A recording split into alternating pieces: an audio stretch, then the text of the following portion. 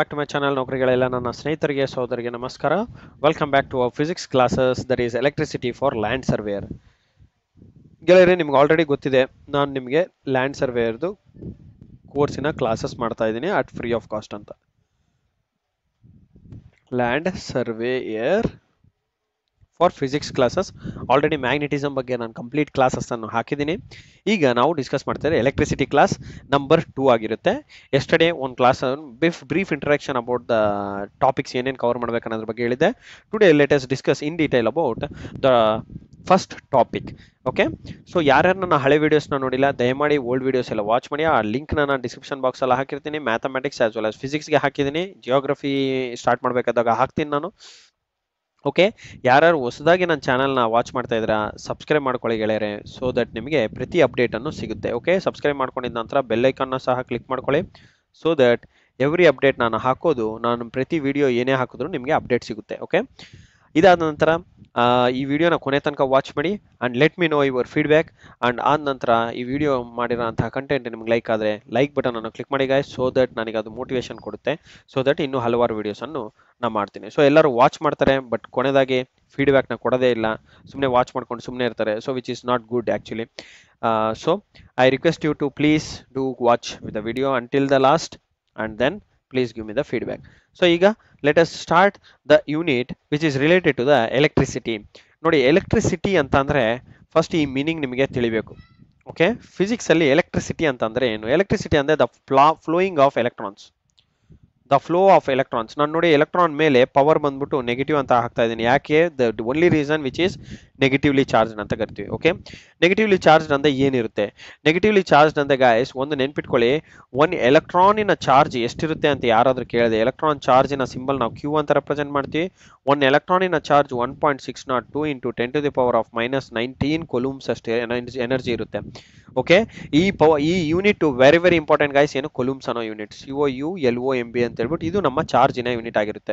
So electrons ಎಷ್ಟು electrons flow ಆಗಿದೆ ಅಂದರೆ ನಮಗೆ 1 ಆಂಪಿಯರ್ಸ್ ಆಫ್ ಕರೆಂಟ್ ಬರುತ್ತೆ ಅಂತಂದ್ರೆ ನೋಡಿ, ಆಂಪಿಯರ್ಸ್ ಅಂತಂದ್ರೆ ನಾನು ಡೈರೆಕ್ಟ್ ಆಗಿ ವರ್ಡಿಂಗ್ ನ ತಗೊಂಡೆ. ಆಕ್ಚುಲಿ ನಾನು ಆ ಥರ ತಗೋಬಾರ್ದಿತ್ತು, ಬಟ್ ನಿಮ್ಗೆ ಫಸ್ಟ್ ಎಲೆಕ್ಟ್ರಿಸಿಟಿ ಅಂತಂದ್ರೆ ಏನು?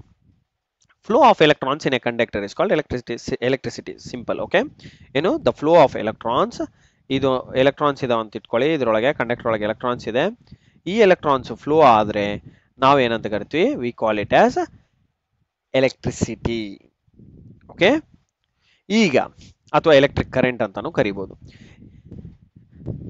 ಈಗ ಯೂನಿಟ್ಸ್ ಆಫ್ ಎಲೆಕ್ಟ್ರಿಸಿಟಿ ಏನೇನು ಬರುತ್ತೆ? ಯೂನಿಟ್ಸ್ ಆಫ್ ಎಲೆಕ್ಟ್ರಿಸಿಟಿ ಅಂದ್ರೆ ಏನೇನು ಬರುತ್ತೆ ಫಸ್ಟ್ ಅದ್ರ ಬಗ್ಗೆ ಡಿಸ್ಕಸ್ ಮಾಡಿ, ಆದ್ಮೇಲೆ ನಾವು ಎಲೆಕ್ಟ್ರಿಕ್ ಪವರ್ ಬಗ್ಗೆ ಹೋಗೋಣ. ಓಕೆ, ಯೂನಿಟ್ಸ್ ಆಫ್ ಎಲೆಕ್ಟ್ರಿಸಿಟಿ ಅಂತ ಬಂದ್ರೆ ಸಿಂಪಲ್ ಆಗಿ ನಾ ಹೇಳ್ಬೇಕು ನಿಮ್ಗೆ ಅಂತಂದ್ರೆ, ಎಲೆಕ್ಟ್ರಿಸಿಟಿ ಅಂತಂದ್ರೆ ಬರೋದು ಏನು? ಎಲೆಕ್ಟ್ರಾನ್ಸ್ ಇಂದ. ಸೊ ಎಲೆಕ್ಟ್ರಾನಿನ ಯೂನಿಟ್ ಏನು ಅಂತ ತಿಳ್ಕೊಬೇಕು. ಎಲೆಕ್ಟ್ರಾನ್ ವೋಲ್ಟ್ಸ್ ಅಂತ ನಾವು ಕರಿತೀವಿ. ಏನು? Electron volts. ಎಲೆಕ್ಟ್ರಾನ್ಸಿನ ಯೂನಿಟ್ ಎಲೆಕ್ಟ್ರಾನ್ ವೋಲ್ಟ್ಸ್. ಚಾರ್ಜ್ ಅಂತ ಕೇಳಿದಾಗ ಕ್ಯೂನ ನಾವು ಡಿಫೈನ್ ಮಾಡ್ತೀವಿ, ಏನ್ ನಥಿಂಗ್ ಬಟ್ ಏನು? ಚಾರ್ಜ್. ಚಾರ್ಜಿನ ಯೂನಿಟ್ ಏನಾಗಿರುತ್ತೆ? ಕೂಲೂಮ್ಸ್ ಅಂತ ಕರಿತೀವಿ. ಚಾರ್ಜ್ ಗೊತ್ತಾದ್ರೆ ಏನ್ ಗೊತ್ತಾಗಬೇಕು? ಟೈಮ್ ಗೊತ್ತಾಗಬೇಕು. ಎಷ್ಟು ಟೈಮಿನ ಯೂನಿಟ್ ಏನು? ಸೆಕೆಂಡ್ಸ್. ಸೊ ಅದೇ ತರ ಕರೆಂಟ್. ಓಕೆ, ಕರೆಂಟಿನ ಯೂನಿಟ್, ಕರೆಂಟ್ ಅಂದ್ರೆ ಏನು? ಫ್ಲೋ ಆಫ್ ಎಲೆಕ್ಟ್ರಾನ್ಸ್ ನಾವು ಎಲೆಕ್ಟ್ರಿಕ್ ಕರೆಂಟ್ ಅಂತ ಕರಿತೀವಿ. ಇಲ್ಲ ಡೈರೆಕ್ಟ್ ಆಗಿ ಕರೆಂಟ್ ಅಂತ ಬರೀತಿದ್ದೀನಿ. ಕರೆಂಟಿನ ಸಿಂಬಲ್ ಬಂದ್ಬಿಟ್ಟು ಐ ಆಗಿರುತ್ತೆ. ಸೊ ನಥಿಂಗ್ ಬಟ್ ಇದು ಆಂಪ್ಸ್ ಅಂತ ನಾವು ಕರಿತೀವಿ. ಏನು? ಆಂಪ್ ಅಥವಾ ಆಂಪಿಯರ್ಸ್ ಕರೆಂಟ್. ಈ ಕರೆಂಟ್ ಬರ್ಬೇಕಂದ್ರೆ ನಮಗೆ ಒಂದು ಕಂಡಕ್ಟರ್ ಇದೆ. ಆ ಕಂಡಕ್ಟರ್ ಅಲ್ಲಿ ಎಲೆಕ್ಟ್ರಾನ್ಸ್ ಇದಾವೆ, ಅದನ್ನು ನಮ್ಗೆ ಗೊತ್ತು ಎಲೆಕ್ಟ್ರಾನ್ಸ್ ಇದಾವ ಅಂತ. ಬಟ್ ಅದನ್ನ ಮೂವ್ ಆಗ್ಬೇಕಂದ್ರೆ ಸುಮ್ಮನೆ ಹಂಗೆ ಗಾಳಿಗೆ ಮೂವ್ ಆಗ್ತಾವ? ಇಲ್ಲ, ಗಾಳಿಗೆ ಮೂವ್ ಆಗಲ್ಲ, ಬಿರುಗಾಳಿಗೆ ಮೂವ್ ಆಗಲ್ಲ. ಅದು ಮೂವ್ ಆಗೋದು only when you apply some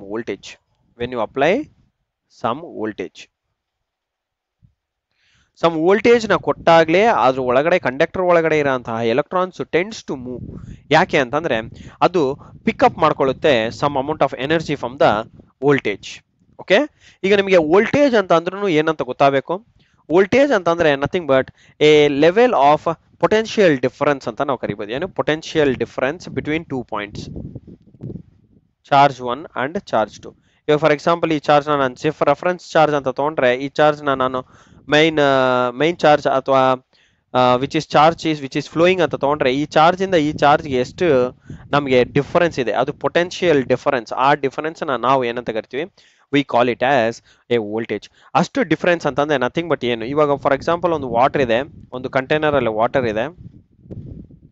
okay, ಈ ವಾಟರ್ನ ನಾನು ಈ ತರ ಇಟ್ಟು ಒಂದು ಟ್ಯಾಪ್ ಹೋಲ್ ಮಾಡಿದ್ರೆ ಏನ್ ಬರುತ್ತೆ, ಇದು ಸ್ಟಾಗ್ನೆಂಟ್ ಇದೆ ಗೈಸ್. ಓಕೆ, ವಾಟರ್ ಹೇಗಿದೆ, level with level to the sea level, ಅಂದ್ರೆ ಬೇಸ್ ಲೆವೆಲ್ ಏನಿದೆ ಅಲ್ಲ, ಗ್ರೌಂಡ್ ಲೆವೆಲ್ ಏನಿದೆ ಅಲ್ಲ, ಅಥವಾ ಸಿ ಲೆವೆಲ್ ಅಂತ ಕರಿತೀವಿ. ಸಿ ಲೆವೆಲ್ಗೆ ಏನಿದೆ ಆ ಲೆವೆಲ್ಗಿದೆ ಈ ಟ್ಯಾಂಕ್ ನಾನು ಪ್ಲೇಸ್ ಮಾಡಿದ್ರೆ, ಇಲ್ಲಿ ನಾನು ಟ್ಯಾಪ್ ಓಪನ್ ಮಾಡ್ಬಿಟ್ಟು ನೀರು ಹಾಕೊಂಡ್ರೆ ಒಂದು ನಾರ್ಮಲ್ ಗ್ರಾವಿಟಿ ಫ್ಲೋನಲ್ಲಿ ಬರುತ್ತೆ. ಇದೇನಿದು ಒಳಗಡೆ ಸ್ಟೋರ್ ಆಗಿರೋಂತಹ ಎನರ್ಜಿ, ಅದನ್ನ ನಾವು ವೋಲ್ಟೇಜ್ ಅಂತಾನು ಕರಿಬಹುದು ಅಥವಾ ಪೊಟೆನ್ಶಿಯಲ್ ಅಂತ ಕರಿಬಹುದು. ಈಗ ಈ ಬೀಕರ್ನ ನಾನು ಡೈರೆಕ್ಷನ್ ಚೇಂಜ್ ಮಾಡ್ತೀನಿ. ಹೇಗೆ ಅಂತಂದ್ರೆ, ಈಗ ನಾನು ಬೀಕರ್ನ ಹೀಗ್ ಮಾಡ್ತೀನಿ,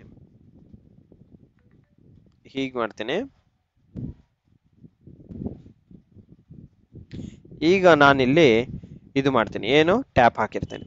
ಈಗ ಬರೋಂತಹ ಪ್ರೆಷರ್ ಆಗಿರ್ಬೋದು, ಫ್ಲೋ ಆಗಿರ್ಬೋದು, ಏನಾಗುತ್ತೆ, ಜಾಸ್ತಿ ಆಗುತ್ತೆ ಗಾಯ್ಸ್. ನೆನ್ಪಿಟ್ಕೊಳ್ಳಿ, when you lift the beaker and ಜಾಸ್ತಿ ಹೈಟ್ ಜಾಸ್ತಿ ಆದಷ್ಟು ಬೀಕರಿನ ಪ್ರೆಷರ್ ಜಾಸ್ತಿ ಆಗುತ್ತೆ, ಔಟ್ಫ್ಲೋ ಆಫ್ ವಾಟರ್ ಪ್ರೆಷರ್ ಜಾಸ್ತಿ ಆಗುತ್ತೆ. ಯಾಕೆ ಅಂತಂದ್ರೆ ಇಟ್ ಹ್ಯಾಸ್ ಅನ್ ಇಂಪ್ಯಾಕ್ಟ್. ಅಂದ್ರೆ ಇದೇ ತರ ನಾವು water level from reference to, ಅಂದ್ರೆ ಈ ಪಾಯಿಂಟ್ ಇಂದ ಈ ಪಾಯಿಂಟ್ ಗೆ ಬರೋ ಅಂತಹ ಡಿಫ್ರೆನ್ಸ್, ಈ ಪಾಯಿಂಟ್ ಇಂದ ಈ ಪಾಯಿಂಟ್ ಅಲ್ಲಿ ಬರೋ ಅಂತಹ ಡಿಫ್ರೆನ್ಸ್ ತುಂಬಾನೇ ವೇರಿಯೇಷನ್ ಇರುತ್ತೆ. ಇಲ್ಲಿ ಕಡಿಮೆ ಡಿಫ್ರೆನ್ಸ್ ಇರುತ್ತೆ, ಇಲ್ಲಿ ಮೋರ್ ಡಿಫ್ರೆನ್ಸ್ ಇರುತ್ತೆ ಗಾಯ್ಸ್. ಅದು ವೆರಿ ಇಂಪಾರ್ಟೆಂಟ್. ಇದನ್ನೇ ನಾವು ವೋಲ್ಟೇಜ್ ಅಂತ ಕರಿತೀವಿ. ಇವಾಗ ನೀವು ಎಲೆಕ್ಟ್ರಾನ್ಸ್ ಅಂತ ತಗೊಂಡಾಗ ಈ ಬೇಸ್ ರೆಫರೆನ್ಸ್ ಎಲೆಕ್ಟ್ರಾನ್ 0 ವೋಲ್ಟ್ಸ್ ಅಂತ ತಗೊಂಡ್ರೆ, ಈ ಎಲೆಕ್ಟ್ರಾನ್ ವೋಲ್ಟ್ಸ್ 110 ವೋಲ್ಟ್ಸ್ ಅಂತ ತಗೊಂಡ್ರೆ ನಿಮ್ಗೆ 110 ವೋಲ್ಟ್ಸ್ ಅಷ್ಟು ಡಿಫ್ರೆನ್ಸ್ ಇರುತ್ತೆ.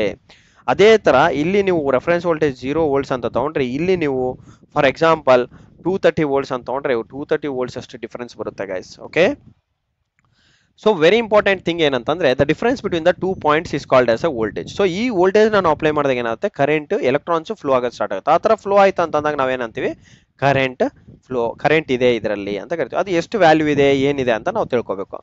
ಅದು ನಮಗೆ ಬಿಟ್ಟಿರೋದು, ನಮ್ಮ ಕ್ಯಾಲ್ಕುಲೇಷನ್ ಬೇಸ್ ಮೇಲೆ ಹೋಗಬೇಕಾಗುತ್ತೆ. ಈಗ ಇನ್ನೊಂದು ಇಂಪಾರ್ಟೆಂಟ್ ಏನಂತಂದ್ರೆ ರೆಸಿಸ್ಟೆನ್ಸ್. ಕರೆಂಟ್ ಹಾಗೆ ಸುಮ್ಮನೆ ಹೋಗುತ್ತಾ, ನಾವು ವೋಲ್ಟೇಜ್ ಕೊಟ್ಟಿದ್ದೆ ಇಮಿಡಿಯೇಟ್ ಆಗಿ ಎಲೆಕ್ಟ್ರಾನ್ಸ್ ಮೂವ್ ಆಗ್ತಾವ? ಇಲ್ಲ, ಸಮ್ ಅಮೌಂಟ್ ಆಫ್ ಎನರ್ಜಿ ಆ ಕಂಡಕ್ಟರ್ ತಿಂದಾಕುತ್ತೆ. ಆ ಎನರ್ಜಿನ ನಾವು ರೆಸಿಸ್ಟೆನ್ಸ್ ಅಂತ ಕರಿತೀವಿ. ಅಂದ್ರೆ ಆ ಎನರ್ಜಿನ ಅಂದ್ರೆ that wastage we call it as a resistance. Resistance is defined in ohms and symbol ಬಂದು ಈ ತರ ಓಮ್ ಅಂತ ಬರೀತೀವಿ. ಓಕೆ ಗೈಸ್, ಇಷ್ಟೆಲ್ಲ ಇಂಪಾರ್ಟೆಂಟು ನಿಮಗೆ ಸಬ್ಜೆಕ್ಟ್ ಸ್ಪೆಸಿಫಿಕ್ ಆಗಿರುತ್ತೆ. ಇವಾಗ ವೋಲ್ಟೇಜ್ ನಾವು ವಿ ವೋಲ್ಟ್ಸ್ ಇಂದ ಡಿಫೈನ್ ಮಾಡ್ತೀರಿ. ಈ ವೋಲ್ಟೇಜ್ ಅಂದ್ರೆ ನಥಿಂಗ್ ಬಟ್ ಏನು, ವೋಲ್ಟ್ಸ್ ಅಲ್ಲಿ ನಾವು ಡಿಫೈನ್ ಮಾಡ್ತೀವಿ, ಅಥವಾ ವಿ ಅಂತಾನು ಬರೀಬಹುದು. ಗೈಸ್, ಇವೆಲ್ಲ basic units of electricity. Okay, ಇವೆಲ್ಲ ಬೇಸಿಕ್ ಯೂನಿಟ್ಸ್ ಆಫ್ ಎಲೆಕ್ಟ್ರಿಸಿಟಿ. ಇದರಲ್ಲಿ ನೀವು ತಿಳ್ಕೊಬೇಕಿರೋಂಥದ್ದು ಇನ್ನೊಂದು ಏನು ಅಂತಂದ್ರೆ, ಇವಾಗ ನಮಗೆ ಆಂಪೇರ್ಸ್ 1 ಆಂಪೇರ್ಸ್ ಇದೆ ಅಂತ ಅಂದ್ರು ಸರ್ಕ್ಯೂಟ್ ಅಲ್ಲಿ ಅಂತಂದ್ರೆ ಎಷ್ಟು ಕರೆಂಟ್ ಫ್ಲೋ ಆಗಿರ್ಬೇಕು ಗೈಸ್. ನೋಡಿ, I is equals to Q/T ಅಂತ ಈಕ್ವೇಶನ್ ಇದೆ. ಈ ಈಕ್ವೇಶನ್ ಒಂದ್ ಕಡೆ ಬರೆದಿಟ್ಕೊಳ್ಳಿ. ವೆರಿ ವೆರಿ ಇಂಪಾರ್ಟೆಂಟ್ ಈಕ್ವೇಶನ್ ಇದೆ ಎಂಟೈರ್ ಫಿಸಿಕ್ಸ್ ಅಲ್ಲಿ, ಅದು ಸ್ಪೆಷಲಿ ಇನ್ ಎಲೆಕ್ಟ್ರಿಸಿಟಿನಲ್ಲಿ. ನಥಿಂಗ್ ಬಟ್ ಎಷ್ಟು ಆಂಪ್ಸ್ ಅಂತ ಹೇಳಿ. ಓಕೆ, ಇದು Q ಅಂದೇನು, ಚಾರ್ಜ್. ಎಷ್ಟು ಚಾರ್ಜ್ ಅಂತಂದ್ರೆ ಎಷ್ಟು ಕೊಲೂಮ್ಸ್ ಇದ್ರೆ ನಮಗೆ 1 ಆಂಪೇರ್ ಬರುತ್ತೆ. ಈಗ ಫಾರ್ ಎಕ್ಸಾಂಪಲ್ 1 ಬರ್ಬೇಕಂತಂದ್ರೆ ಇಲ್ಲಿ ಏನೇ ಡಿವೈಡ್ ಮಾಡುದು ನಮಗೆ 1 ಅಂತ ಬರಬೇಕು, ರೈಟ್? ಸೊ ಆ ತರ 1 ಆಂಪ್ಸ್ ಬರ್ಬೇಕಂತಂದ್ರೆ ಗೈಸ್ ನೋಡಿ, ನಾನು ಅಂದೆ ನಿಮ್ಗೆ ಒಂದೇ ಒಂದು ಎಲೆಕ್ಟ್ರಾನ್ಗೆ 1 ಎಲೆಕ್ಟ್ರಾನ್ಗೆ ಚಾರ್ಜ್ ಎಷ್ಟಿದೆ ಅಂತ ಹೇಳಿದೆ, 1.602 × 10⁻⁹ 10⁻⁻19 ಕೊಲೂಮ್ಸ್. ಇವಾಗ ಆ ಕೊಲುಂಬ್ ನನಗೆ ಇಲ್ಲಿ ಒನ್ ಕೊಲುಂಬ್ ಆಗಬೇಕು ಅಂತಂದ್ರೆ ನಾನು ಎಷ್ಟು ಎಲೆಕ್ಟ್ರಾನ್ಸ್ ನ ಫ್ಲೋ ಮಾಡಿಸ್ಬೇಕು ಗೈಸ್, ಅದು ಬರೀತೀನಿ ನೋಡಿ. ಅದು ವೆರಿ ವೆರಿ ಇಂಪಾರ್ಟೆಂಟ್. ಎಷ್ಟು ಎಲೆಕ್ಟ್ರಾನ್ಸ್ ಫ್ಲೋ ಮಾಡಬೇಕಾಗುತ್ತೆ ಅಂತಂದ್ರೆ 6.206 × 10⁻18 ಎಲೆಕ್ಟ್ರಾನ್ಸ್ ಫ್ಲೋ ಆಗಬೇಕು, divided by with respect to second. Okay, 1 second ಅಂದ್ರೆ ಇದೆಲ್ಲ 1 ಸೆಕೆಂಡ್ಗೆ ಫ್ಲೋ ಆಗ್ಬೇಕು ಗೈಸ್. 1 ಸೆಕೆಂಡ್ಗೆ ಇಷ್ಟು ಎಲೆಕ್ಟ್ರಾನ್ಸ್ ಫ್ಲೋ ಆಗಿದೆ, ನಿಮ್ಮ ಆಂಪೇರ್ 1 ಆಂಪ್ಸ್ ಅಂತ ನಾವು ಕರಿಬಹುದು. ಇದು ವೆರಿ ಇಂಪಾರ್ಟೆಂಟ್. ಅಂದ್ರೆ ನಿಮ್ಗೆ ಏನ್ ಗೊತ್ತಾಗಿರ್ಬೇಕು, ಇಷ್ಟು ಅಮೌಂಟ್ ಆಫ್ ಎಲೆಕ್ಟ್ರಾನ್ಸ್, ಇಷ್ಟೊಂದು ಎಲೆಕ್ಟ್ರಾನ್ಸ್ ಫ್ಲೋ ಆದ್ರೆ 6.206 × 10⁻18 ಎಲೆಕ್ಟ್ರಾನ್ಸ್ ಅಷ್ಟು ಫ್ಲೋ ಆದ್ರೆ ಅವಾಗ ನಿಮಗೆ 1 ಆಂಪ್ಸ್ ಅಷ್ಟು ಕರೆಂಟ್ ಉತ್ಪತ್ತಿ ಆಗುತ್ತೆ ಯಾವುದು ಆ ಸರ್ಕ್ಯೂಟ್ ಅಲ್ಲಿ. ಅದು ವೆರಿ ಇಂಪಾರ್ಟೆಂಟ್. ಓಕೆ, ಕರೆಂಟ್ ಹಾಗೆ ಸುಮ್ಮನೆ ಬರಲ್ಲ ಗೆಳೆಯರೆ, ನೆನ್ಪಿಟ್ಕೊಳ್ಳಿ. ಕರೆಂಟ್ ಬರ್ಬೇಕಂತಂದ್ರೆ ಫ್ಲೋ ಆಫ್ ಎಲೆಕ್ಟ್ರಾನ್ಸ್ ಅಷ್ಟೊಂದು ಇರಬೇಕು. ಅಷ್ಟೊಂದು ಫ್ಲೋ ಆದಾಗೆ ನಿಮಗೆ 1 ಆಂಪೇರ್ ಬರುತ್ತೆ. ಈಗ ನಿಮ್ಮ ಮನೆಯಲ್ಲಿ ಯೂಶುವಲ್ ಆಗಿ ನೀವು ಯಾವುದೇ ಒಂದು ತಗೊಂಡ್ರು ಗ್ಯಾಡ್ಜೆಟ್, ಒಂದು ವಾಷಿಂಗ್ ಮಷೀನು, ಒಂದು ಫ್ಯಾನು, ಏನೋ ಒಂದು ತಗೊಂಡು ಮಿನಿಮಮ್ 0.5 ಆಂಪ್ಸ್ ಇರುತ್ತೆ. ಅಂದ್ರೆ ಇದರಲ್ಲಿ ಅರ್ಧ ಅಷ್ಟು ಎಲೆಕ್ಟ್ರಾನ್ಸ್ ಫ್ಲೋ ಆಗ್ತಾನೆ ಇರ್ಬೇಕು ಆ ಸರ್ಕ್ಯೂಟ್ ಅಲ್ಲಿ. ಓಕೆ, ಸೊ ಇದು ನಿಮ್ಮ basic units of electricity. Okay, now let us get into the power. Units of power.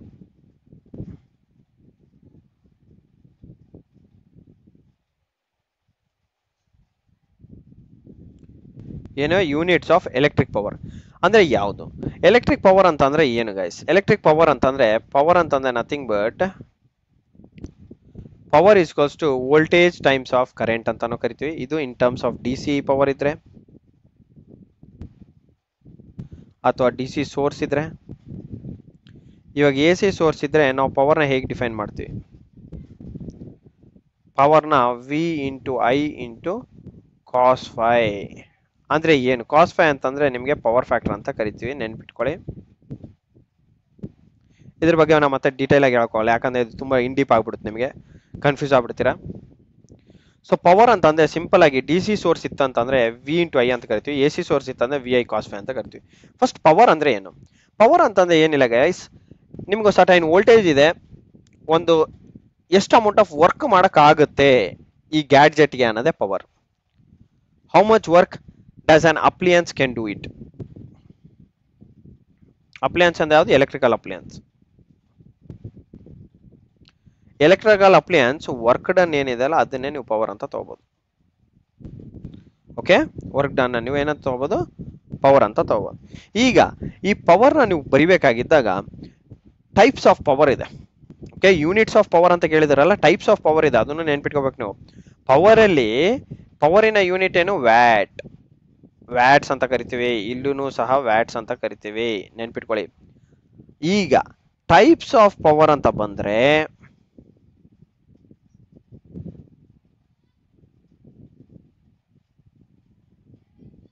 Types of electric power ಅಂತ ಬಂದ್ರೆ ಏನ್ ಮಾಡ್ತೀರಾ?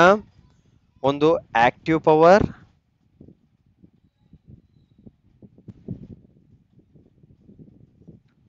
ಅಪರೆಂಟ್ ಪವರ್,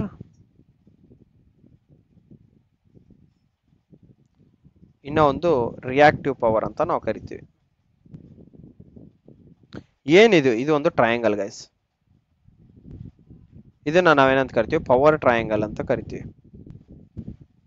ಏನು? ಪವರ್ ಟ್ರಯಾಂಗಲ್ ಅಂತ ಕರಿತೀವಿ, ಶಾರ್ಟ್ಕಟ್. ಈಗ ಈ ಪವರ್ ಟ್ರಯಾಂಗಲ್ ಅಲ್ಲಿ ಬೇಸ್ ಲೈನ್ ಏನ್ ರೆಪ್ರೆಸೆಂಟ್ ಮಾಡುತ್ತೆ? ಇದು ನಿಮಗೆ ಆಕ್ಟಿವ್ ಪವರ್ನ ರೆಪ್ರೆಸೆಂಟ್ ಮಾಡುತ್ತೆ ಗೈಸ್. ಇದು ನಿಮಗೆ ಅಪರೆಂಟ್ ಪವರ್ನ ರೆಪ್ರೆಸೆಂಟ್ ಮಾಡುತ್ತೆ. ನೀವು ಮ್ಯಾಥಮೆಟಿಕ್ಸ್ ಅಲ್ಲಿ ಪೈಥಾಗರಸ್, ಟ್ರಿಗ್ನೋಮೆಟ್ರಿ ಕಲ್ತಿದ್ರೆ ಇದೆಲ್ಲ ನೆನಪಿರುತ್ತೆ ನಿಮಗೆ. ಇದು ಈ ಲೈನ್ ನಾವು ರಿಯಾಕ್ಟಿವ್ ಪವರ್ ಅಂತ ಕರಿತೀವಿ. ಈ ಲೈನ್ ರಿಯಾಕ್ಟಿವ್ ಪವರ್ ಅಂತ ಕರಿತೀವಿ, ಥೀಟಾ. ಈಗ ಈ ಆಕ್ಟಿವ್ ಪವರ್ ಅಂದ್ರೆ ಏನು? ಆಕ್ಟಿವ್ ಪವರ್ ಅಂತ ಅಂದ್ರೆ ಎ ಸಿ ಪವರ್ ಅಲ್ಲಿ ಪ್ಯೂರೆಸ್ಟ್ ಪವರ್ ನಾವು ಯೂಸ್ ಮಾಡೋಂಥ ಪವರ್. ಇದು ಫೈ ಅಂತಾನೆ ಇಟ್ಕೊಳ್ಳಿ, ವಿ ಐ ಕಾಸ್ ಫೈ. ಇದು ಯೂನಿಟ್ ಬಂದ್ಬಿಟ್ಟು ನಿಮಗೆ ವ್ಯಾಟ್ಸ್ ಅಂತ ನಾವು ಕರಿತೀವಿ. ಪ್ಯೂರ್ ಆಗಿ ವ್ಯಾಟ್ಸ್ ಅಂತ ಕರಿಬಹುದು, ಅಥವಾ ಕಿಲೋ ವ್ಯಾಟ್ಸ್ ಅಂತ ಕರಿಬಹುದು, ಅಥವಾ ಮೆಗಾ ವ್ಯಾಟ್ಸ್ ಅಂತ ಕರಿಬಹುದು. ಇದಕ್ಕೆ ಏನಾದ್ರೂ ಯೂನಿಟ್ ಹಾಕೋಬಹುದು ನೀವು. Mega, kilo, giga, Terra watts, ಒಟ್ಟಲ್ಲಿ ವ್ಯಾಟ್ಸ್ ಅನ್ನೋದು ಇರೋದು ಯೂನಿಟ್. ಓಕೆ, ವ್ಯಾಟೇಜ್ ಅಂತ ಕರಿತೀವಿ. ಅಪರೆಂಟ್ ಪವರ್ ಅಂದ್ರೆ ಏನು? ವಿ ಇಂಟು ಐ ಅಷ್ಟೇ. ಇದಕ್ಕೆ ನಾವು ವೋಲ್ಟ್ ಆಂಪಿಯರ್ ಅಂತ ಕರಿತೀವಿ. ಇವೆಲ್ಲ ಯೂನಿಟ್ಸ್ ಗೈಸ್, ನಿಮ್ಗೆ ಯೂನಿಟ್ಸ್ ಕೇಳಿದ್ರೆ ಅದಕ್ಕಾಗಿ ನಾನು ಯೂನಿಟ್ಸ್ ಬರಿತಾ ಇದ್ದೀನಿ. ಅಂಡ್ ರಿಯಾಕ್ಟಿವ್ ಪವರ್ ಅಂತಂದ್ರೆ ನಿಮಗೆ ವಿ ಐ ಸೈನ್ ಫೈ ಅಂತ ಕರಿತೀವಿ. ಇದು ಯೂನಿಟ್ ಬಂದ್ಬಿಟ್ಟು ವೋಲ್ಟ್ ಆಂಪೇರ್ ರಿಯಾಕ್ಟಿವ್ ಅಂತ ಕರಿತೀವಿ. ಏನು? Volt ampere reactive. ನೆನ್ಪಿಟ್ಕೊಳ್ಳಿ guys, volt ampere reactive. So ಇಷ್ಟು ನಿಮ್ಮ ಎಲೆಕ್ಟ್ರಿಕ್ ಪವರಿನ ಯೂನಿಟ್ಸ್ ಹಾಗೂ ಡೆಫಿನೇಷನ್ಸ್ ಹಾಗೂ ವೆರಿ ಇಂಪಾರ್ಟೆಂಟ್ ಫಾರ್ಮುಲಾಸ್ ಆಗಿರುತ್ತೆ. ಇದೆಲ್ಲ ನೆನ್ಪಿಟ್ಕೊಳ್ಳಿ. ಸೊ ಎಕ್ಸಾಮಿನೇಷನ್ ಅಲ್ಲಿ ನೀವು ಸಾಲ್ವ್ ಮಾಡೋದಕ್ಕೆ ಈಸಿ ಆಗುತ್ತೆ. ಏನೇ ಇದ್ರ ಮೇಲೆ ಪ್ರಾಬ್ಲಮ್ಸು ಸಹ ಕೊಡ್ಬೋದು. ಸಿಂಪಲ್ ಬೇಸಿಕ್ ಪ್ರಾಬ್ಲಮ್ಸ್ ಇರ್ತವೆ. ವೋಲ್ಟೇಜಿನ ಒಂದು ವ್ಯಾಲ್ಯೂ ಕೊಟ್ಟು, ಕರೆಂಟ್ ವ್ಯಾಲ್ಯೂ ಕೊಟ್ಟು ಪವರ್ ಫೈಂಡ್ ಮಾಡಿ ಅಂತ ಹೇಳ್ಬೋದು. ಸೊ ಪವರಿನ ಸಿಂಬಲ್ ಬಂದ್ಬಿಟ್ಟು ಪಿ ಆಗಿರುತ್ತೆ, ನೆನ್ಪಿಟ್ಕೊಳ್ಳಿ. ನಾರ್ಮಲ್ ಆಗಿ ಜನರಲ್ ಆಗಿ ನಾವು ವ್ಯಾಟ್ಸ್ ಅಂತ ಕರಿತೀವಿ ಪವರಿನ ಯೂನಿಟ್. ಓಕೆ, ಈ ಎ ಸಿ ಪವರ್ ಆದ್ರೂ ವ್ಯಾಟ್ಸ್ ಅಂತಾನೆ ಕರಿತೀವಿ. ಬಟ್ ಯಾವಾಗ ರಿಯಾಕ್ಟಿವ್ ಪವರ್, ಅಪರೆಂಟ್ ಪವರ್ ಅಂತ ಬರುತ್ತೆ ಅವಾಗ ನಾವು ವ್ಯಾಟೇಜ್ನ ಚೇಂಜ್ ಮಾಡಿ ಯೂನಿಟ್ಸ್ ಚೇಂಜ್ ಆಗುತ್ತೆ. ವೋಲ್ಟ್ ಆಂಪರ್ ಅಂಡ್ ವೋಲ್ಟ್ ಆಂಪರ್ ರಿಯಾಕ್ಟಿವ್ ಅಂತ ಕರಿತೀವಿ. ಓಕೆ ಗೈಸ್, ಸೊ ಇಷ್ಟು ಹೇಳ್ತಾ ನನ್ನ ವಿಡಿಯೋನ ಮುಗಿಸ್ತಾ ಇದ್ದೀನಿ. I wish you all the best. See you in the next session. And ಯಾರ್ಯಾರು ಹೊಸದಾಗಿ ನನ್ನ ಚಾನಲ್ನ ನೋಡ್ತಾರೆ ದಯಮಾಡಿ ಚಾನೆಲ್ನ ಸಬ್ಸ್ಕ್ರೈಬ್ ಮಾಡ್ಕೊಳ್ಳಿ ಹಾಗೂ ಈ ವಿಡಿಯೋನ ಲೈಕ್ ಮಾಡಿ. So that I will get motivated. ನಿಮ್ಮ ಒಂದು ಲೈಕ್ ನನಗೆ ಮೋಟಿವೇಶನ್ ತರಿಸುತ್ತೆ. So that please do share ಮಾಡಿಕೊಳ್ಳಿ ನಿಮ್ಮ ಗೆಳೆಯರ ಹತ್ರ. And it will be helpful for all of the students. Okay, thank you guys. See you in a next session. Good day.